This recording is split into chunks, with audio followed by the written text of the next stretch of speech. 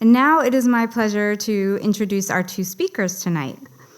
Sarah Bass is a museum professional, a curator, and a creative. She graduated from the University of Florida in 2021 with a Bachelor of Arts in Art History and a Bachelor of Arts in Visual Art Studies. She began working at the Norton in August of 2021 as a visitor experience associate. She transitioned to the curatorial department in December 2022 as curatorial operations assistant, and most recently she was promoted to curatorial research associate. While at the Norton, she has supported the daily operations of the curatorial department and aided the development of exhibitions including Past Lives, Performance Art Through the Camera, Ellen Graham Unscripted, and the Paper Trail, 500 Years of Prints from the Jonathan Jack Frost Collection. More recently, Sarah has taken on the role of one of the curators of Surroundings, Video Encounters of Nature, which you'll hear about tonight, and will continue to work on upcoming Norton exhibitions such as Sorolla and the Sea, and artist jewelry from Cubism to Pop, the Diane Venet collection. Pamela Solaris is a multidisciplinary artist, educator, and curator based in South Florida. She is a graduate of Florida Atlantic University with a bachelor's degree in multimedia studies, film, video, and new media, with a minor in studio art photography. From 2022 to 2024, Ms. Solaris served as the Norton Sophie Davis Fellow for Inclusion, Diversity, Equity, and Access, where she managed and co-organized various programs, festivals, exhibitions, including Art After Dark, Nuestra Cultura Community Day, Juneteenth Community Day, and the exhibitions Rose B. Simpson, Journeys of Clay, and most recently, Surroundings, Video Encounters of Nature. She is now the Education and Public Programs Coordinator at the Coral Springs Museum of Art, where she oversees classes, workshops, summer camps, tours, artist talks, and the Coral Springs Art Guild. We're really thrilled to have both of them here tonight and Pamela back in the museum, and I just want to thank both of them for all of their hard work. Please give them a really big round of applause.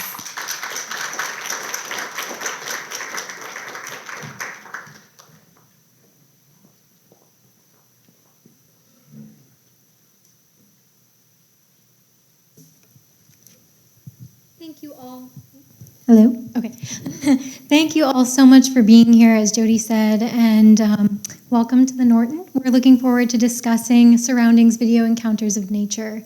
But before we dive into the details, we just wanted to acknowledge everyone who had a direct contribution to this exhibition. So here are some of the people who are part of our team who really contributed to the making of this exhibition. And it goes even beyond this team to the whole museum. We have security, visitor experience, marketing and communications, learning and community engagement, and our star videographer who's here who creates our YouTube videos that you can check out on our YouTube channel and find out more. So to give you a little bit of context as to what Surroundings is, it is a 3-part installation comprised of videos by 3 different contemporary artists. So the first installation that just ended last week was by Donna Conlon. Her video is titled From the Ashes, or De las Cenizas, and that was on view from July 27 through, like I mentioned just now, September 22nd. The next installation, which is about to be on view today, is by an artist named Carolina Caycedo. From tomorrow through November 24th, 2024, with the video Esto no es agua, this is not water. And you can get a sneak peek of that after this talk. Yes, if you go upstairs after this. And then the final installation is by an artist named Nadia Huggins that was curated by Tierra Nlovu. That will be on view November 30th through January 26th of next year, and her video is titled Circa No Future. When collaborating on this exhibition, Tierra, Sarah, and I discussed a variety of different concepts. We explored the idea of identity, memory, surveillance, but ultimately we settled on something that we share a common passion with, which is the environment and the climate crisis. While we were organizing this exhibition, me in particular, I kept seeing different news articles coming up while we were talking about this, just about all these different phenomena that were happening, not just in our own backyards, but worldwide, whether that was a heat wave over the summer, different mysterious activities by different fish, or most recently and most close to home, 2 different hurricanes. Hurricane Beryl at the beginning of the summer, and then just yesterday, Hurricane Helene that severely impacted Tampa. And so as we were developing this exhibition, we came across this study from 2021, which surveyed 10,000 individuals ages 16 to 25 from 10 different countries. And it concluded that climate anxiety is widespread among young people.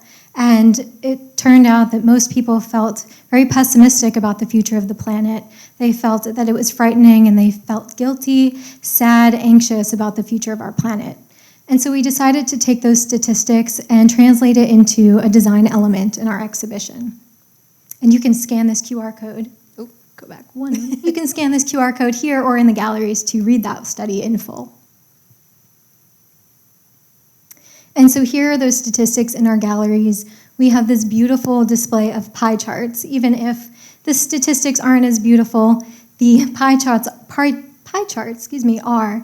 And they were made by our amazing art handlers who actually sourced them from existing wooden panels that we had left over from exhibitions. This was from our exhibition in 2019 for Georgia O'Keeffe. And you can see here that platform of wood that our team was able to cut circles out of, stain, and put this vinyl percentage on to indicate the different percentages. And this just hints at our desire to really try to bring sustainability and mindfulness about the environment into our exhibition design. And so you'll see more. Pamela will discuss more about those choices in our exhibition. Yeah, so to continue the integration of nature within this exhibition, but also to make it very visually stunning, we continued the element of wood in our panels. These panels are able to be reused across each installation, so we don't have to use new pieces of wood. Our incredible art handling team is able to remove the vinyl on here and then continue using it forward, and then for future exhibitions as well. And one thing that I want to note is that when it comes to the art world in general and exhibitions, there is a lot of production and a lot of waste and environmental factors that go into this, whether it's creating crates for objects that are made from wood, or just transporting those crates, so the use of fossil fuels and gas to get those from one location to another, especially if it's overseas or across the country. So while the art world is not perfect, we are doing what we can, and even having a video installation like this limits some of those uses. One of the other things we wanted to do to bring in some dynamic visual identity is our incredible graphic design team used stills from each of the installations and incorporated that into our title treatment, which is made from acrylic pieces that are in part recycled. Along with each of these different elements in the exhibition, we wanted to have additional functions that are both informative and engaging for audiences. So we have the about the video, but also each curator selected a work from the permanent collection to pair with their video for this exhibition, just to kind of expand on these conversations and each artist's relationship to nature in one way or another.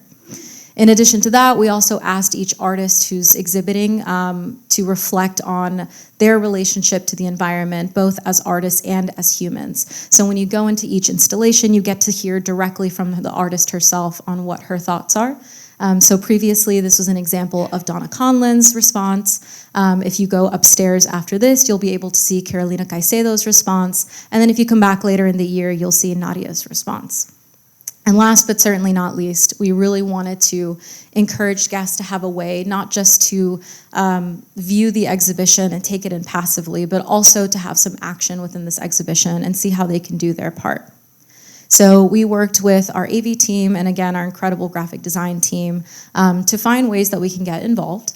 And part of the way that we did that was we collaborated with 3 different institutions across Broward County and Palm Beach County, so that if you are interested in getting out there and getting more in touch with your environment and getting active, you'll be able to scan the QR codes on the iPads upstairs and choose an organization, or all organizations really if you'd like, but you can select an organization to volunteer with. So for example, we have Mounts Botanical Garden. They are based here in West Palm Beach, so if you're local to the area, this is a wonderful organization to get in touch with. We also have Gumbo Limbo Nature Center located in Boca Raton, so if you live a little bit more south, this might be something of interest for you. And lastly, we have the South Florida Wildlife Center, which is based in Fort Lauderdale. So again, if you live even further south and you were gracious enough to drive all the way up here for this talk and tonight's programs, then this might be a wonderful place for you to look into volunteering. Beyond that, we also asked each artist to provide us with an organization that they support, that they would like our audiences to know about. So for Donna Conlon, she chose Greenpeace, again with the QR code if you're interested in learning more about them.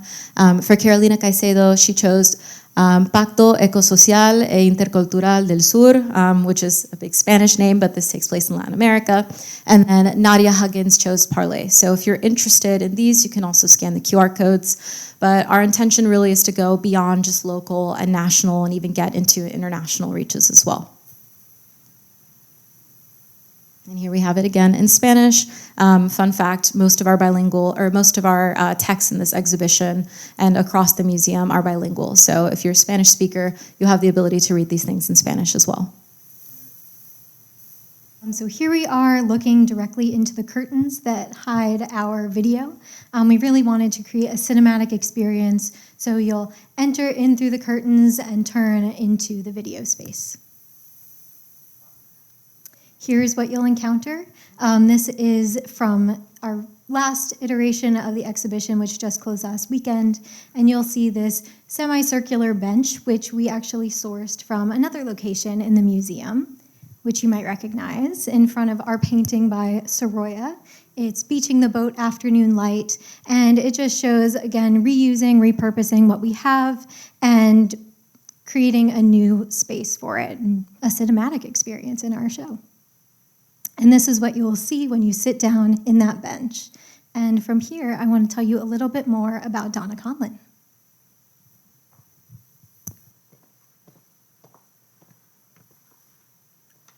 Donna Conlon was our first artist who we featured in Surroundings. Here she is. This is a behind-the-scenes shot from the making of From the Ashes de las Cenizas. And Donna Conlon was born in 1966 in Georgia.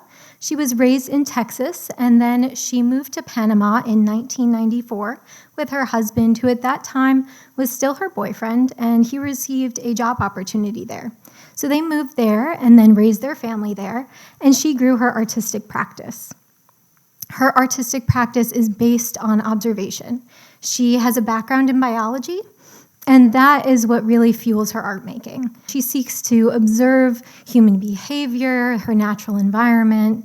She's looking for contradictions and irony and symbolism and meaning in ordinary things. She's using her art to communicate her observations and allows viewers to draw their own conclusions. And meanwhile, she's contemplating this coexistence between nature and humanity. Here's an example of one of her works. It is a work on paper. Here she stumbled upon 411 feathers that she found. It was a sign of something that took place there. She wondered, what happened to this bird? Where is this bird? What took place here? So she gathered those feathers and she arranged them by size and drew each one with its own personality. And collectively, they make you think about this bird and what happened. This is another one of her works. It is more sculptural. It features a macaw feather from her neighbor who had a pet macaw for 25 years. And he gave this feather to her, and she turned it into almost a candelabra that has this feather that looks like a flame. And it's like a monument to the macaw and this bird. So Donna's work ranges from pen and paper to site-specific installations, to sculptures, to collaborative projects, but most importantly, she works in video. And here is a video that she made in 2003 that had to do with the current events of the time. And she observed the behavior of leafcutter ants and the way they walked through the forest. And she gave them these little paper flags that she painted. And they were flags as well as peace signs. And when they picked up these leaf-shaped pieces of paper, they paraded this march of peace through the forest. And I will add that Donna makes her work very accessible, so if you want to see any of these works and more of hers, she has them all available on her website. So now, for anyone who missed the last rotation of Surroundings or needs a refresher, we're going to play the video.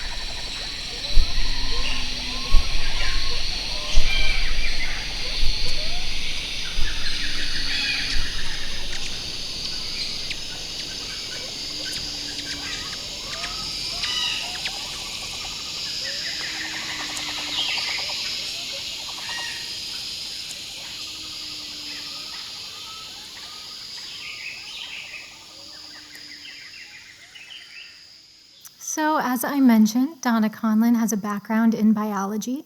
She earned a master's degree and a bachelor's degree in biology. She was originally intending to earn a PhD as well, but decided to turn to a career in art and earned a master's degree from the Maryland Institute College of Art. When she was in her undergraduate studies in biology, she worked on a bird banding project and wrote her undergraduate thesis on woodpeckers. Here you see a woodpecker in a mist net, which was used to capture the birds, and then metal bracelets, as you see on the left, were used to track them, and they would hold the birds and document demographic information. This image here actually was captured by a man named Pepper Trail, who was a forensic ornithologist with the U.S. Fish and Wildlife Service. And interestingly, he investigated the illegal trade of dead hummingbirds that were sold as love charms in Mexico and the U.S.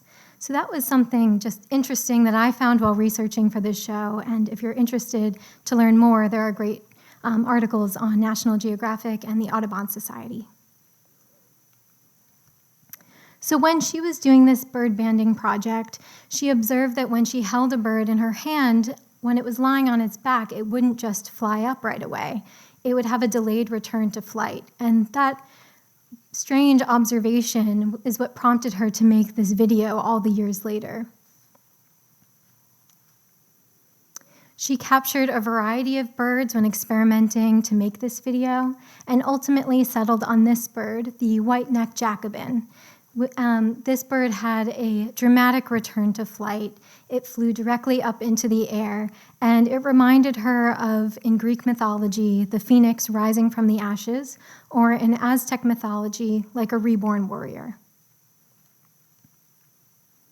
Here is that flight shot.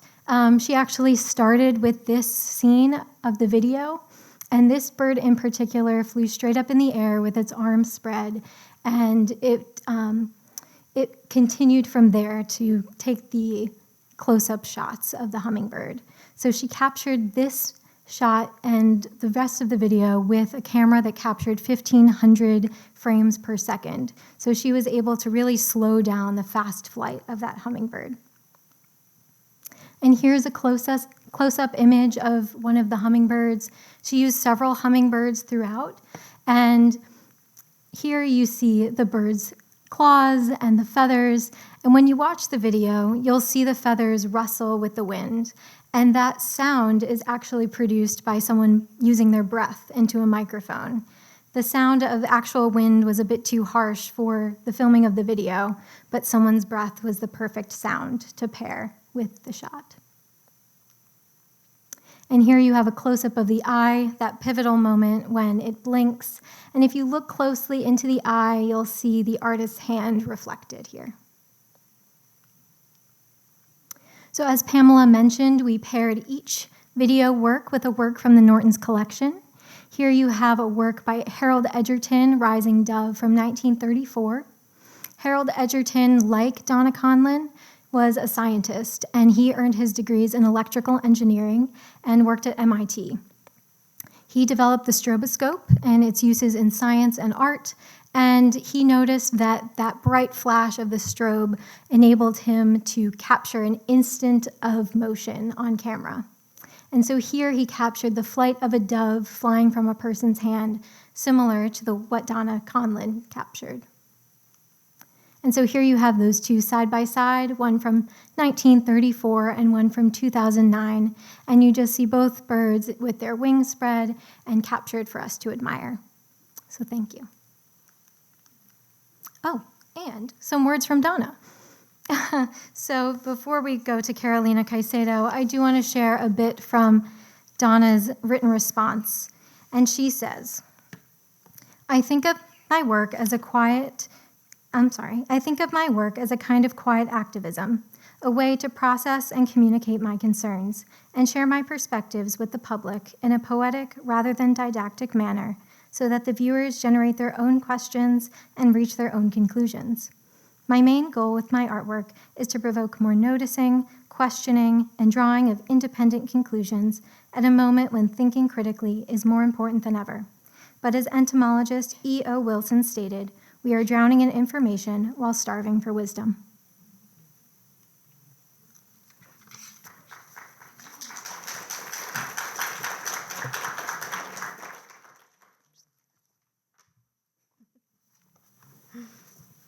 Hello again, everybody. So I'm going to share a little bit about Carolina Caycedo. As I mentioned, this video is currently on view now. So after this talk, if you'd like to go upstairs and see everything in all its glory, you can do that. So Carolina's video is titled Esto no es agua, which translates to This is not water. Carolina Caycedo is a UK-born Colombian artist whose multidisciplinary practice includes performance, choreography, drawing, bookmaking, sculpture, and most importantly for this exhibition, video. She's a very prolific artist with a very academic yet community-based mind, and she creates a wide variety of different works that all explore this common theme. Carolina's work investigates nature and the relationship that we as humans have to it. She often exposes relationships to nature that are what she calls extractivist, where the focus is on the resources being used and ultimately exploits the environment, and also draws attention to relationships that are more harmonious with the environment, typically within indigenous communities in Latin America that work together with these natural phenomena to receive sustenance without disrupting nature's cycle. So a lot of the artwork that she does, if not all of it, is done through this feminist and indigenous framework and lens. As I mentioned, she's a very robust artist, so she has a wide variety of different ways of creating artwork and also creating engaging and powerful experiences. So this was an example of a vigil and a ceremony that she hosted called Los que mueren por la vida no pueden llamarse muertos, or Those who die for life are not dead. In this event, the public was invited to join a special lighting ceremony at sunset that also included testimonials from environmental justice advocates, as well as musical performances, and overall just different opportunities for the community to come together for a common cause and engage with one another. She also does different choreographies that I believe she calls geo-choreographies. So she works with a choreographer to create different choreographies across different environments and in different locations. So for example, in this one, this is part of a video called Apariciones, or Apparitions. And this was a collaboration between the Vincent Price Art Museum and Huntington Library Art Museum and Botanical Gardens. And in this video, when you watch the full feature, she reimagines different iconic areas in Huntington through Afro-Latinx and Indigenous practices. So what you're looking at is all of these different Afro-Latino and Indigenous dancers wearing their traditional garments and kind of reimagining what that world would look like, or what that sense of history would look like through a different lens. She also has a series on different intensives. So for example, she has a nickel intensive, and in it she does a lot of illustration. As I mentioned, she does all sorts of different media, but in this series she illustrates different processes to create different metals. So for example, you can see different environment or activities going on in the ocean. You can see them going on in natural phenomena and in factories. So she really works towards illuminating different phenomena that happens, but also the way that humans take these materials and convert it into something for use. She also has, again, more installations. For example, she has a series called Be Damned, which is a play on an actual dam that explores the impact of human-made infrastructure changes like hydroelectric dams and other projects on local communities and the environment. So you can see an example here is this large piece of fabric. This is a water portrait, which I will be getting into in just a little bit. But these are multi-purpose. So they can hang up for an installation, but they can also be put together in a workshop for people to wrap themselves around, or just use in different ways that really brings you a little bit closer to the artwork than just simply looking at it. She also does these artist books, for example, this incredibly long artist book here with, again, the same intention for people in other circumstances like a workshop to be able to pick it up and interact with it and read it and have kind of a chronology of these things that she is exploring. In the back here, you'll also see a large installation. In this installation, she is studying the different effects of dams, again, across different areas in places like Brazil or Colombia. And she layers different GPS images on top of each other to kind of, again, highlight that change in the environment over a period of time. And then lastly, she also has some sculptures that you can see here and over here. They look like netting, and they're called cosmoatarrayas, and they're essentially inspired by nets created in indigenous communities. So as I mentioned, her exploration really is about these two dichotomies in which we interact with the environment. One that is a little bit more halting in its use of the environment, and one that alters that natural flow of rivers and waterfalls and other natural phenomena, and then one that works with the environment. So in these cosmoatarrayas, for example, these nets are placed in the river so that communities can get the sustenance that they need without changing the natural flow of this river system. So as I mentioned, we'll be giving you a sneak peek if the wonderful AV magician Bobby is willing to show us a little bit of Esto no es agua.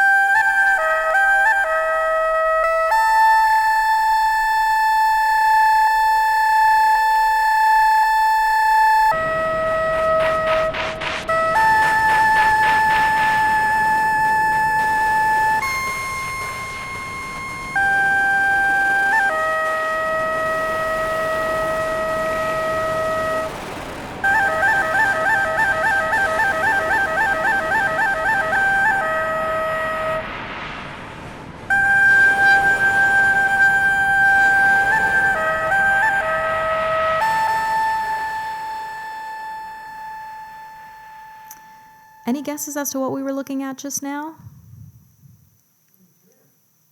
Yeah? No? So, what was that? Exactly, right. So, in Esto no es agua, this is not water. Carolina Caycedo captures footage of Las Damas, which is a waterfall in the southern Colombian town of Garzón en Huila. Las Damas was actually named Las Damas because it was frequented by women who would go there to wash their clothes. So it's just another commentary on the relationship between indigenous communities and these natural resources and how they're working together in tandem.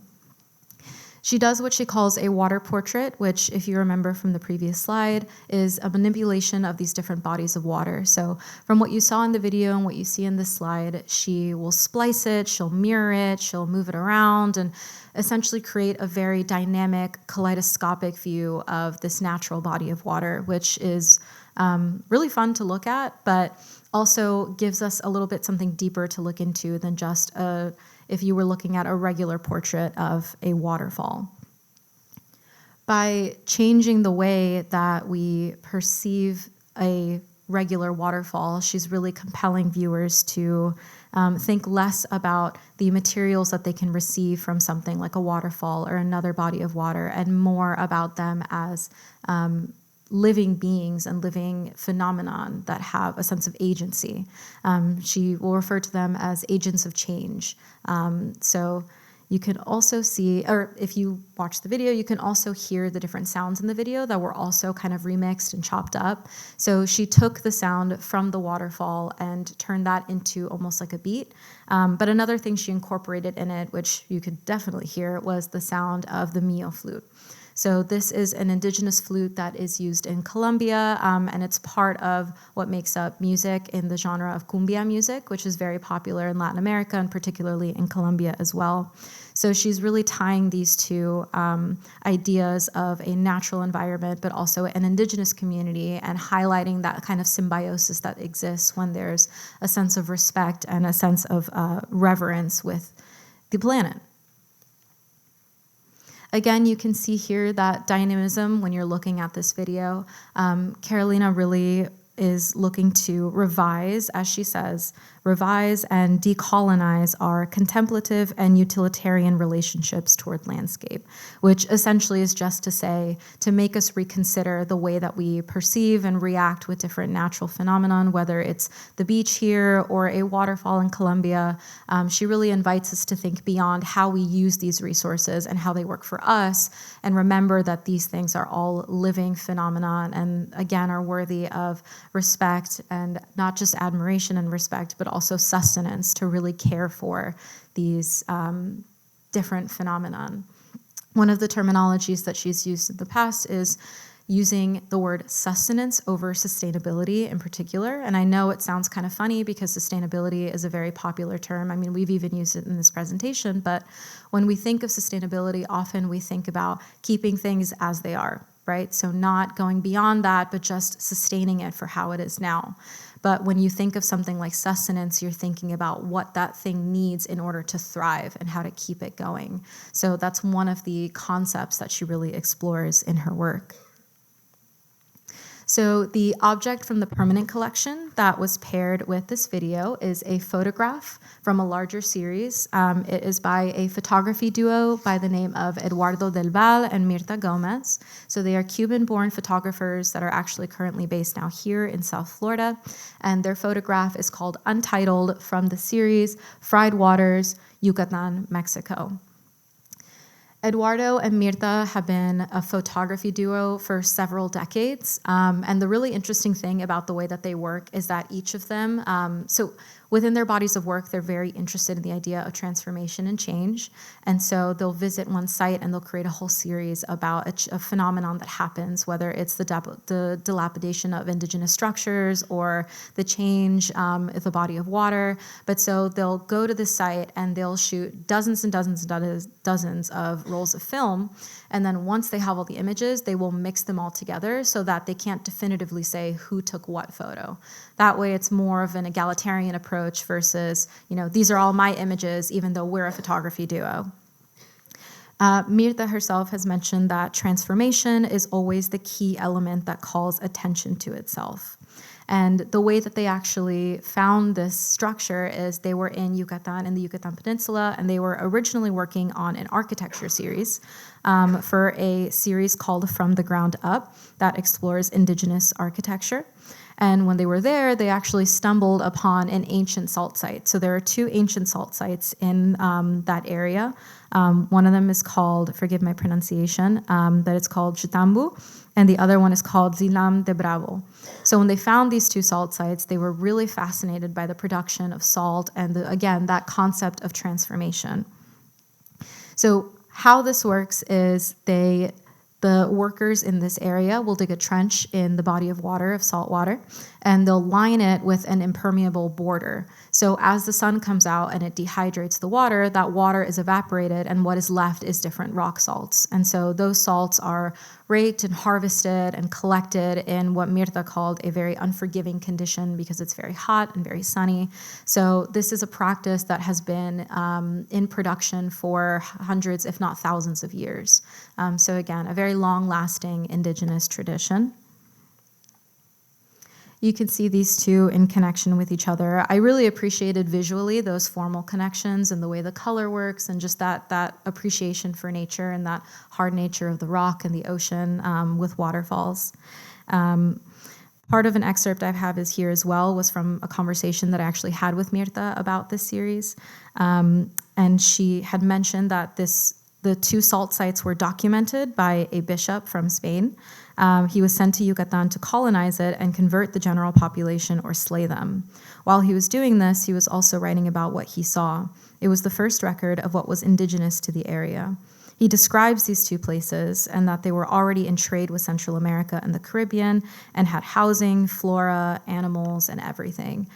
So these is just another example of the sustainability, or really the sustenance, like I just mentioned, that exists within these communities.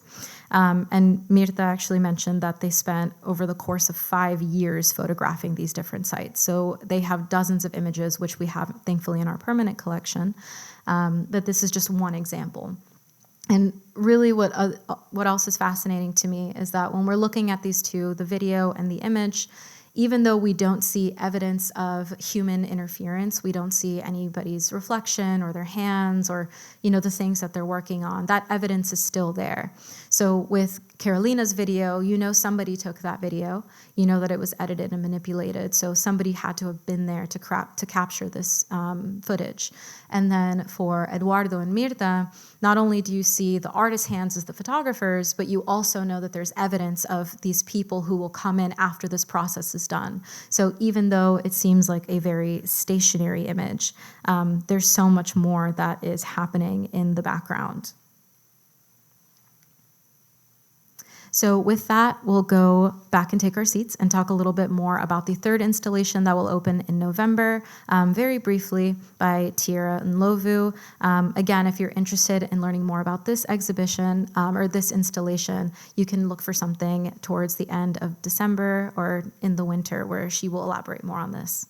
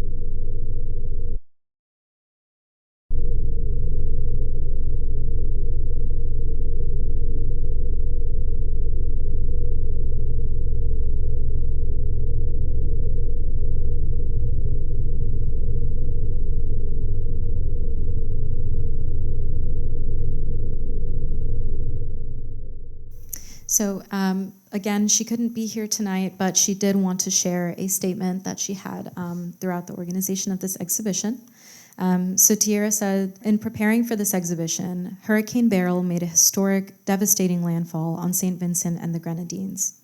The storm marked the nation's strongest and earliest major hurricane on record, a statistic that seems to be broken at an increasingly frequent rate. On Union Island, in the country's southern region, Prime Minister Ralph Gonsalves reported that at least 90% of homes were severely damaged or destroyed, displacing residents indefinitely. Union Island is only 42 miles from the country's capital, Kingstown, the equal distance from downtown West Palm Beach to downtown Fort Lauderdale. So most of us, if not all of us, as residents of this area can imagine how much land that covers, which sometimes does not seem like a lot, but as people who live here, it really is a tremendous amount of land and area. And Nadia Huggins, the artist that is on view for that installation, is from St. Vincent and the Grenadines, so she was directly impacted by this as well. And so when this video comes on view, it will be paired with John Wharf's Running the Rapids from 1929.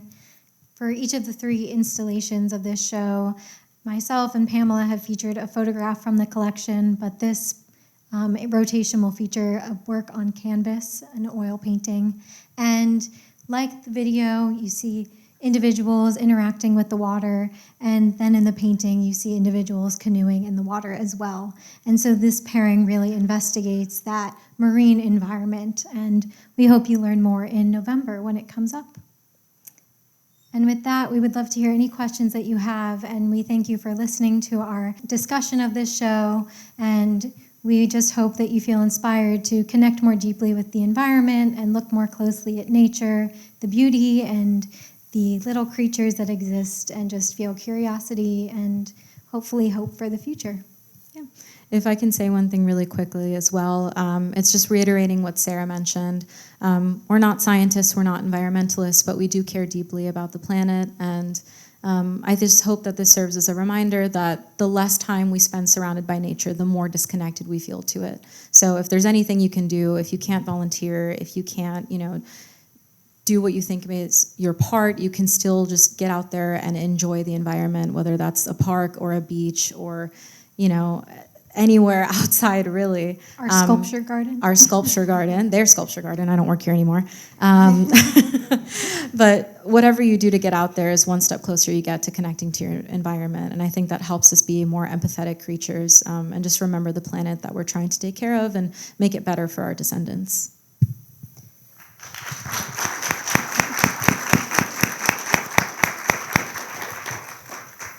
If anyone has a question, just raise your hand. I'll come over with the mic. While they're thinking, I have a question for you guys. I know you worked on a lot of exhibitions here, helping other curators sort of realize their vision. This was the first exhibition that you all got to work on your own. Can you tell us a little bit of what that felt like as a first-time curator working on your own exhibition? Well, I know Pamela with Rose B. Simpson got to connect with a living artist, but for myself, this was a direct communication with Donna Conlon, which was wonderful to get to know her. She's just a wonderful human being, in addition to being a wonderful artist. And so that direct interaction, being in this position of showing her work to all of you and the Norton audience and staff, it was a wonderful experience to really have a direct hand in showing her work and showing her message and observations. I think one of the other differences is when we're supporting an exhibition, we're really going under the direction of the lead curator on that project. So as exciting as it was to have us be the people making those calls, it was also very intimidating because you want to be as mindful as possible about the message that you're trying to send. Is it effective? Is it interesting? So there was a little bit of nerves on that part, or even also just doing something like this curator conversation. Thank you for that.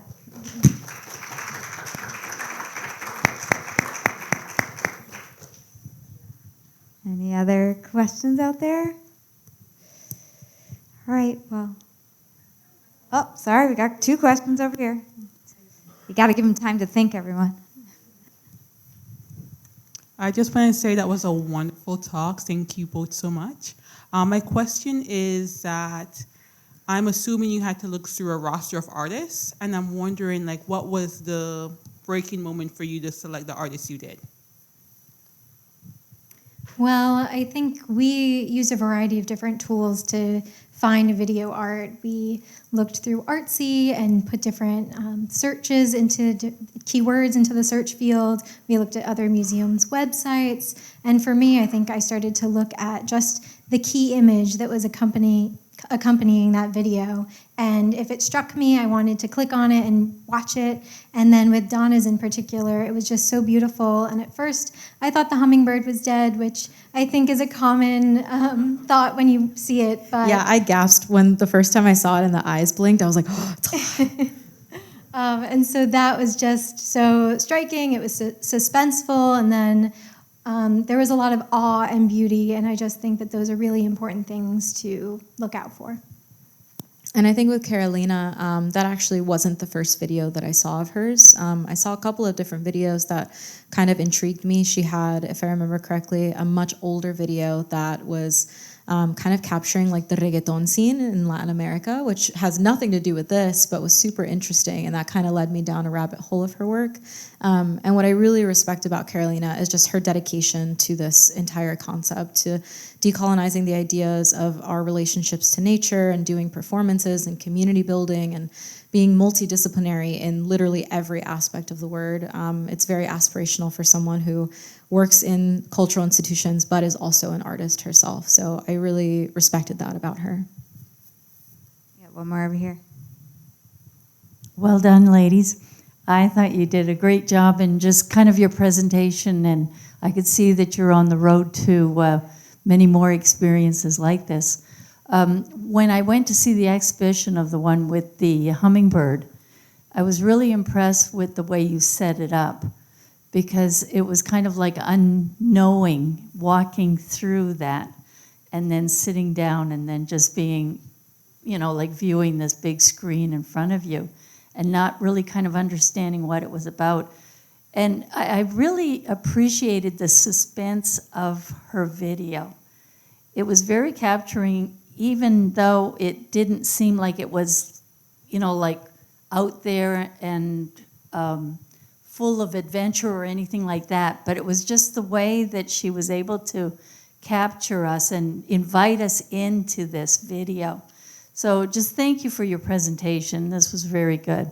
Thank you. Thank you so much. I was also very, very happy to see that hummingbird fly also. Me too. No animals were harmed in the making of this exhibition, we promise. Oh, we got one more. You're making me walk back and forth? Gee whiz. I'm getting my steps in. I'm coming. Here I go. Last one. So, in the process of the conception of this exhibition, what made y'all decide to work in video as opposed to sculpture or photography or any other medium that you could have selected? Well, I think part of that was actually wisdom imparted on us by the senior curators at the Norton. But I also think the ability to create 3 different installations over the course of 8 weeks and to turn them around this quickly and to have these different messages would best be carried out through video versus having to install and deinstall a work, or if we, had to do a loan like we did for these works, having to, again, have another institution use the materials to create that piece, to transport it here, to install it, and so on and so forth. All of that would have taken, I think, more resources and time. So it was a bit of getting creative, but also wanting to have something that could make an impact in this short amount of time. Sarah? Yeah, we were kind of given the prompt of a video from our senior curators. And again, with considerations like shipping, loans, and storage requirements, having a video work really helped us fill our space with meaningful art that was also easy to have on view. And it's nice to have something different as well. All of the exhibitions here are wonderful, and we've had a lot of photography. We recently had sculpture, we've had painting, but at least in the time that I was working here, there wasn't as much video installation. So I think it's exciting to kind of move into that space and create something where people can really be fully immersed by this one particular work instead of kind of walking by it, looking at it for a little bit, and then continuing to walk by. Great. Well, let's give them one last round of applause.